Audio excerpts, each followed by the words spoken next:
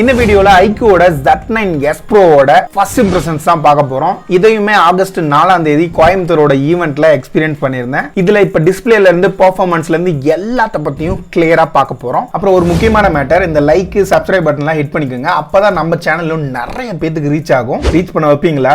சரி, ஆரம்பிக்கலாம். ஃபர்ஸ்ட் இது டிசைன்ல இருந்து ஸ்டார்ட் பண்ணுவோமே. இது பார்க்கிறதுக்கு ஐக்யூவோட 12 சீரிஸ் டிசைன் மாதிரியே இருக்கு. அப்பட்டமா அப்படியே இருக்கு.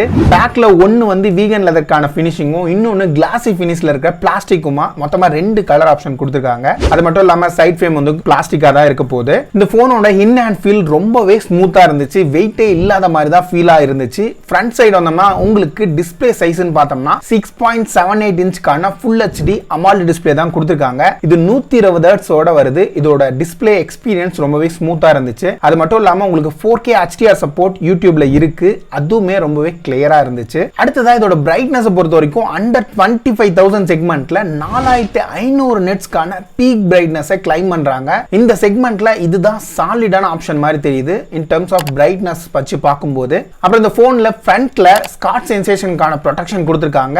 ஓவரால் ப்ரொடெக்ஷனுக்கு IP64 இல்லனா IP65 இந்த போன்ல நீங்க எதிர்பார்க்கலாம். இன்னொரு கேள்வி உங்கள்கிட்ட கேட்க மறந்துட்டேன். உங்களுக்கு கர்வ்டு ஸ்கிரீன் பிடிக்குமா இல்ல ஃபிளாட் ஸ்கிரீன் பிடிக்குமா? ஏன்னா இந்த ஐக்யூ Z9Sலயும் சரி Z9S Proலயும் சரி கர்வ்டு ஸ்கிரீன் தான் கொடுத்துருக்காங்க. இது உங்களுக்கு பிடிக்குமா பிடிக்காதான்றதை கீழே இருக்கிற கமெண்ட்ஸ்ல தட்டி விடுங்க. அப்புறம் இந்த போன்ல ஓவர்வியூன்னு பார்த்தோம்னா டாப்ல ஒரு செகண்டரி மைக் கொடுத்துருக்காங்க. லெஃப்ட் சைடுல எதுவுமே கிடையாது. ரைட் சைடுல வால்யூம் பட்டனும் பவர் பட்டனும் கொடுத்துருக்காங்க. இப்போ அப்படியே பாட்டம் சைடு வந்தோம்னா உங்களுக்கு சிம் கார்டுக்கான ட்ரே இருக்கு, பிரைமரி மைக், டைப் சிக்கான போர்ட், அடுத்தது பிரைமரி ஸ்பீக்கர் கொடுத்துருக்காங்க. இந்த போன்ல பர்ஃபார்மன்ஸ் பொறுத்த வரைக்கும் ஸ்னாப்டிராகனோட 7 Gen 3 தான் இருக்கு. இங்க ஆண்ட்ராய்டு ஸ்கோரை பொறுத்த வரைக்கும் அரௌண்ட் 8 lakhs மேல இவங்க கிளைம் பண்றாங்க. மத்தபடி கேமிங் எக்ஸ்பீரியன்ஸ் இந்த போன்ல ஸ்மூத்தா இருக்கும்னு எதிர்பார்க்கலாம். அடுத்ததான் இன்னொரு மேஜரான ஏரியா இந்த போன்ல இதோட பேட்டரி சைஸா. இங்க 5500 mAh பேட்டரி கொடுத்திருக்காங்க. அது மட்டும் இல்லாம 80 வாட்கான சார்ஜிங் சப்போர்ட் இந்த பாக்ஸ்லயே இருக்கு. பாக்ஸ்ல சார்ஜர் கண்டிப்பா வந்துரும். அதுல எந்த குறையும் சொல்ற மாதிரி இல்ல.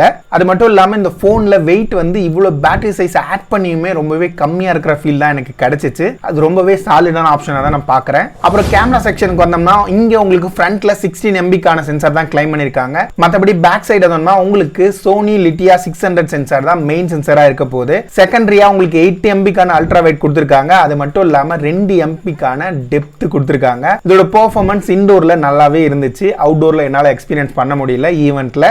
மத்தபடி வீடியோ ரெக்கார்டிங் பொறுத்த வரைக்கும் பேக்ல 4K 30 FPS சொல்லி உங்களால ஷூட் பண்ண முடியும். ஃப்ரண்ட்ல 1080p 30 FPS சொல்லி தான் ஷூட் பண்ண முடியும். அது ஒரு நெகட்டிவா பார்க்கறேன். மத்தபடி அதர் ஃபங்க்ஷன் பார்த்தோம்னா இந்த போன்லயும் LPDDR4X RAM தான் வரப்போகுது. அது மட்டும் இல்லாம UFSல அதே 2.2 சப்போர்ட் தான் இருக்க போகுது. ஐக்யூ Z9Sல பார்த்த மாதிரியே. மத்தபடி Wi-Fi 6லாம் இந்த போன்லயும் எதிர்பார்க்கலாம். அப்புறம் இந்த போன்ல ஸ்பீக்கர்னு பார்த்தோம்னா 2 ஸ்பீக்கர் கொடுத்திருக்காங்க. இதோட எக்ஸ்பீரியன்ஸ் ரொம்பவே நல்லா இருந்துச்சு. அதுல குறை சொல்ற மாதிரி எதுவும் இல்ல. அப்புறம் இந்த phone Android 14 out of the பாக்ஸோட தான் வருது. அது மட்டும் இல்லாம FunTouch OS 14 தான் இருக்கு. இதோட அனிமேஷன்ஸ் ஓரளவுக்கு டீசென்ட்டா இருந்துச்சு இந்த பிரைஸ் பாயிண்ட்க்கு. இதோட பிரைசிங் பொறுத்த வரைக்கும் ஒரு 22,000 23,000 ரூபாய்க்கு 8GB 128GB வேரியன்ட் ஸ்டார்ட் ஆக வாய்ப்பு இருக்கு. இது ஒரு பிரெடிக்டட் பிரைஸ் தான். ஏன்னா ஈவென்ட்ல அவங்க மேஜரா மோட்டோ ஃபியூஷன் இல்லைன்னா நாட் CE4 தான் இதை கம்பேர் பண்ணியிருந்தாங்க. அதை வச்சு பார்க்கும்போது இந்த பிரைசிங் குள்ள தான் வரும் நான் எதிர்பார்க்கிறேன். உங்களோட கெஸ் என்னன்றதை கீழே இருக்கிற கமெண்ட்ஸ்ல சொல்லுங்க. இன்னும் எக்கச்சக்கமான வீடியோஸ்ல பார்க்கறேன். அது வரைக்கும் பை. வீடியோ கட் பண்ணாம பார்த்துட்டு இருக்கீங்கன்னா ஒரு சின்ன அப்டேட். ஐக்யூ Z9 Turbo வருமா வராதுன்றத பத்தியும் கம்யூனிட்டி ஈவென்ட்ல வேற என்னதான் நடந்துச்சு அப்படின்றத பத்தியும் இன்னொரு வீடியோல கிளியரா சொல்றேன். காத்துருங்க.